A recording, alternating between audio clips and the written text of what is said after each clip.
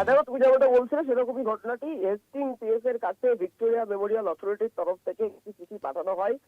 এই Victoria মেমোরিয়ালে bomb threat রয়েছে, তাকে হুমকি ইমেল একটি পেয়েছেন ভিক্টোরিয়া মেমোরিয়াল অথরিটি, এবং সেই চিঠি পাওয়ার পরেই হেস্টিং থানার পুলিশ প্রথমে ঘটনাস্থলে পৌঁছায় এবং হেস্টিং থানার পুলিশ ঘটনাস্থলে পৌঁছানোর পাশাপাশি যথাযথ যে ব্যবস্থা নেওয়া দরকার সেই ব্যবস্থাগুলো প্রথমে নেওয়া হয় এবং পরবর্তী ক্ষেত্রে লালবাজারে বম্ব ডিসপোজাল স্কোয়াড বা বিডিডিএস কে খবর দেওয়া হয়। বম্ব ডিসপোজাল স্কোয়াড ইতিমধ্যেই ঘটনাস্থলে পৌঁছেছে এবং যেটা পুলিশ সূত্রে খবর পাওয়া যাচ্ছে, তারা পুরো ঘটনাস্থল খতিয়ে দেখছে যে আদতেও কোথাও কোনো কিছু পাওয়া গেছে কিনা, নাকি এটা সম্পূর্ণ ভুয়ো হক্স মেল বা থ্রেট মেল করা হয়েছে এই ভিক্টোরিয়া অথরিটিকে, সেটাই তারা খতিয়ে দেখছেন। এবং খুব উল্লেখযোগ্যভাবে গত কয়েক সপ্তাহ ধরে এই ধরনের ভুয়ো ইমেল প্রথমে আদালত, তারপর পোস্ট অফিস, পাসপোর্ট অফিস এবং স্কুলে দেখা গিয়েছিল এই ধরনের বিভিন্ন থ্রেট মেল এসেছিল এবং তারপরেই কিন্তু দেখা গেল শহরের অন্যতম গুরুত্বপূর্ণ এই ভিক্টোরিয়া মেমোরিয়াল দর্শনীয় স্থান, সেখানেও কিন্তু এই ধরনের হুমকি ইমেল পাঠানো হয়েছে এবং যার পরিপ্রেক্ষিতে ইতিমধ্যে কলকাতা পুলিশের বম্ব ডিসপোজাল স্কোয়াড এবং থানা গোটা ঘটনা একসাথে তদন্ত শুরু করে খতিয়ে দেখা হচ্ছে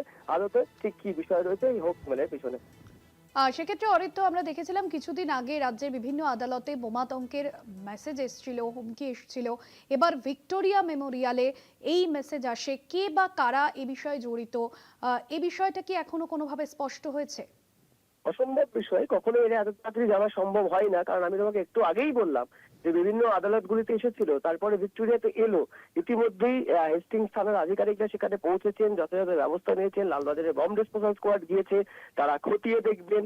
পরবর্তী ক্ষেত্রে সাইবার বিশেষজ্ঞ বা সাইবার এক্সপার্টদেরকে দিয়ে খতিয়ে দেখা হবে, আইপি অ্যাড্রেস চেক করা হবে।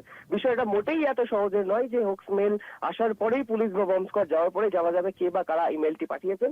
সমস্ত বিষয়টার একটি প্রসিডিংস রয়েছে এবং সেটা জানতে বা সেটা ট্র্যাক করতে আরো বেশ কিছুটা সময় লাগবে বলে জানা যাচ্ছে। তবে আপাতত ভিক্টোরিয়া মেমোরিয়ালে কিন্তু বম্ব ডিসপোজাল স্কোয়াড তারা পৌঁছেছেন এবং তারা তল্লাশি শুরু করেছেন যে ইতিমধ্যেই এই ধরনের কোনো বস্তু সেখানে রয়েছে কিনা, নাকি গোটা বিষয়টি ভুয়ো।